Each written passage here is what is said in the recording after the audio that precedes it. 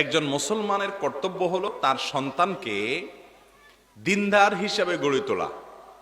সেই সন্তান মাদ্রাসায় পড়ুক আর স্কুলে পড়ুক আর যেখানেই পড়ুক আর না পড়ুক, মূল প্রশ্ন হলো তিনি তার সন্তানকে তার আল্লাহর সাথে পরিচিত করিয়েছেন কিনা, তার রাসূলের সাথে পরিচিত করিয়েছেন কিনা, তিনি তার সন্তানকে দ্বীন শিক্ষা দিয়েছেন কিনা, ইসলাম শিখিয়েছেন কিনা, নামাজের গুরুত্ব বুঝিয়েছেন কিনা, নামাজের জন্য গুরুত্ব আরোপ করেছেন কিনা, শাসন করেছেন কিনা, সাথে হাতে ধরে নামাজ পড়িয়েছেন কিনা, আল্লাহর ভয় দেখিয়েছেন কিনা, তাকওয়া তার মধ্যে দিয়েছেন কিনা, এবং হাতে কলমে তাকে দিনদার এবং খাঁটি মুসলমান বানানোর চেষ্টা করেছেন কিনা, এটা হলো মূল প্রশ্ন। হ্যাঁ, শিক্ষা প্রতিষ্ঠানের বিষয়টা এখানে প্রাসঙ্গিক।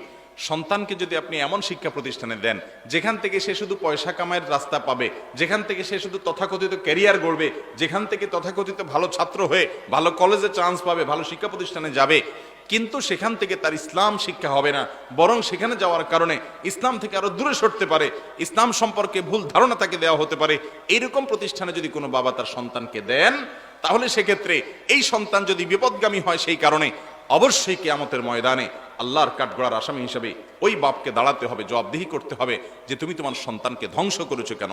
কারণ আল্লাহ কোরআনে বলেছেন, ইয়া আইয়ুহাল্লাযীনা আমানু ও আনফুসাকুম ওয়া আহলিকুম নারা, হে ঈমানদারগণ, নিজেদেরকে জাহান্নামের আগুন থেকে বাঁচাও আর তোমার পরিবারের সদস্য ছেলে মেয়ে তাদেরকেও বাঁচাও।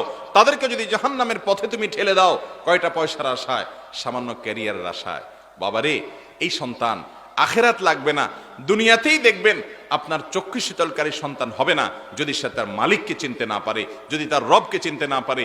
যেই সন্তান তার রবকে চিনেছে, যাকে আপনি তার আল্লাহর সাথে পরিচয় করিয়েছেন, তার ভিতরে দিনদারি দিয়েছেন, তাকে নামাজ শিক্ষা দিয়েছেন, তাকে কোরআন হাদিস শিক্ষা দিয়েছেন, এই সন্তান আর কিছু হোক আর না হোক অন্তত আপনার সাথে বেয়াদবি, বেঈমানি, নিমক হারামি, অকৃতজ্ঞতা এটা কখনো করবে না ইনশাআল্লাহ।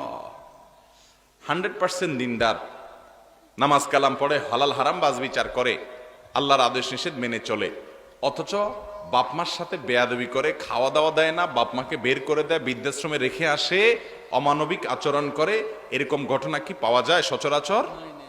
কদাচিৎ একটা পান কিনা আমার তো সন্দেহ আছে। যত সন্তান বাপ মাকে বৃদ্ধাশ্রমে রেখে আসে, যেসব দেশে বৃদ্ধাশ্রমে বাপ মাকে পাঠিয়ে দেওয়া হয়, নিজের সাথে সন্তানরা রাখতে চায় না, তাদের মধ্যে ঈমান নাই, তারা আল্লাহকে চিনে না। যদি আল্লাহকে চিনতো তাহলে সে জানতো, আল্লাহ বলেছেন ওয়াকাদা রাব্বুকা আল্লা তা'বুদু ইল্লা ইয়্যাহু ওয়া বিল ওয়ালিদাইনি ইহসানা, আল্লাহ বলেছেন তোমার রব ফয়সালা করেছেন, ফরজ করে দিয়েছেন, ফরমান জারি করে দিয়েছেন, কমান্ড দিয়ে দিয়েছেন যে আল্লাহ ছাড়া আর কারোর ইবাদত করা যাবে না। আর সে আল্লাহর ইবাদত একত্ববাদের নির্দেশ দেওয়ার পাশাপাশি বলেছেন এরপরেই হলো তোমার কর্তব্য হলো ওয়াবিল ওয়ালিদাইনি ইহসানা, আল্লাহর একত্ববাদ এটা সাব্যস্ত করার পর, ঈমান আনার পর তোমার প্রধান কর্তব্য হলো তুমি তোমার মা বাবার প্রতি কি করবা? সৎ আচরণ করবা, ইহসান করবা। সন্তানকে যদি আল্লাহর সাথে পরিচয় করান, আখিরাতের নেয়ামত আর পুরস্কার তো আছেই, দুনিয়াতে নগদ লাভ হলো এই সন্তান অমানুষ হবে না। কত শিক্ষিত বানিয়ে সন্তানকে, কত পদস্থ অফিসার কর্মকর্তা বানিয়ে সন্তানকে, কত বড় বড় ব্যবসায়ী বানানোর পর সন্তানকে বাবা মা সেই সন্তানের হাতে অপদস্থ হয়েছেন, অপমানিত হয়েছেন, নিগৃহীত হয়েছেন, লজ্জিত হয়েছেন, লাঞ্ছিত হয়েছেন, বঞ্চিত হয়েছেন। এক সময় বুঝতে পেরেছেন যে আমি ভুল পথে ছিলাম, ঠিক না ঠিক? এই জন্য সন্তানকে দ্বীনের পথে আনতে হবে। আল্লাহ বলেছেন ওয়া'মুর আহলাকা বিস-সালাতি ওয়াসতাবির আলাইহা, তুমি তোমার পরিবারকে নামাজের নির্দেশ করো এবং এর উপরে অটল থাকো।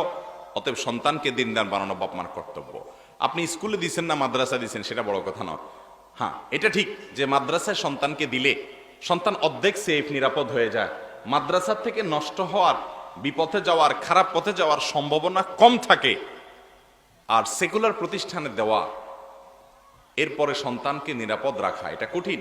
বাঘের মুখ থেকে মানুষ ফিরে আসা যেরকম কঠিন, সেকুলার শিক্ষা প্রতিষ্ঠান থেকে ঈমান আমল নিয়ে বেঁচে থাকা ওই রকম কঠিন। বিশেষ করে শিক্ষার ক্ষেত্রে আপনার ধর্ম, দিন, নৈতিকতা এই বিষয়গুলোকে এমনভাবে তুলে ফেলা হচ্ছে যে দিন দিন এই সমস্ত শিক্ষা প্রতিষ্ঠানে পড়ার পর দিনের প্রতি বিশ্বাসী হওয়া তো দূরের কথা, কিভাবে ঈমান হরণ হবে তার সকল আয়োজন সম্পন্ন করা হয়েছে, ঠিক না ঠিক?